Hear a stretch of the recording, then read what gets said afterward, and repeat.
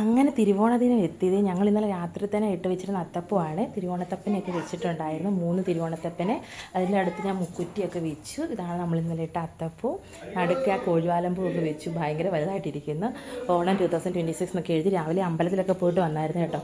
എന്നിട്ട് ഇപ്പം നമ്മളിത് ഓണസദ്യ ഉണ്ണാൻ പോവാണ് കേട്ടോ. രാവിലെ തൊട്ട് അമ്പലത്തിലൊക്കെ പോയിട്ട് വന്നിട്ട് തുടങ്ങിയ ഇതായിരുന്നു നമ്മുടെ സദ്യ ഉണ്ടാക്കലായിരുന്നു. ഇപ്പോൾ ഏകദേശം 1:30 ഞങ്ങളിപ്പോൾ സദ്യ ഉണ്ടാക്കാനായിട്ട് പിള്ളേരെയൊക്കെ ആദ്യം ഇരുത്തി വിളമ്പി തുടങ്ങി. ഇനിയിപ്പോൾ ചോറൂടൊക്കെ വിളമ്പിയിട്ട് കഴിച്ച് തുടങ്ങണം.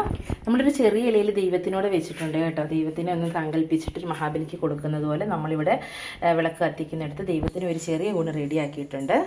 ഇത് നമ്മുടെ ഇവിടുത്തെ സദ്യ എന്ന് പറഞ്ഞു കഴിഞ്ഞാൽ വടക്ക് സൈഡിൽ പോലെ സാമ്പാറൊന്നുമല്ല നമ്മൾ നടുക്ക് വിളമ്പുന്നത്. നല്ല ചെറുപയർ കൊണ്ടിട്ടൊക്കെ പരിപ്പിനകത്ത് പപ്പടം പൊട്ടിച്ചാണ് നമ്മൾ ആദ്യം തിന്നുന്നത്. ആദ്യം ഒരു കുറച്ച് അങ്ങനെ കഴിച്ച് കഴിഞ്ഞിട്ടാണ് പിന്നെ നമ്മൾ സാമ്പാറും പുളിശ്ശേരിയും ഒക്കെ ഒഴിച്ച് സദ്യ അങ്ങോട്ട് 3 രീതിയിൽ നമ്മൾ കഴിക്കുന്നത്. ആദ്യം നമ്മൾ പരിപ്പും പപ്പടം ഉപയോഗിച്ച് കഴിക്കും, അതിനുശേഷം കുറച്ച് സാമ്പാർ ഒഴിച്ച് കഴിക്കും, പിന്നെ നമ്മൾ പുളിശ്ശേരിയും മോരോ എന്താണെന്ന് വെച്ചാൽ ഒഴിച്ച് കഴിക്കും. അങ്ങനെയാണ് നമ്മുടെ ഇവിടുത്തെ ആലപ്പുഴയുടെ ഞങ്ങളുടെ ഈ കായംകുളം ഏരിയയിലൊക്കെയുള്ള സദ്യ കേട്ടോ. അപ്പോൾ ഞങ്ങളെല്ലാവരും കഴിച്ചു തുടങ്ങുകയാണ്.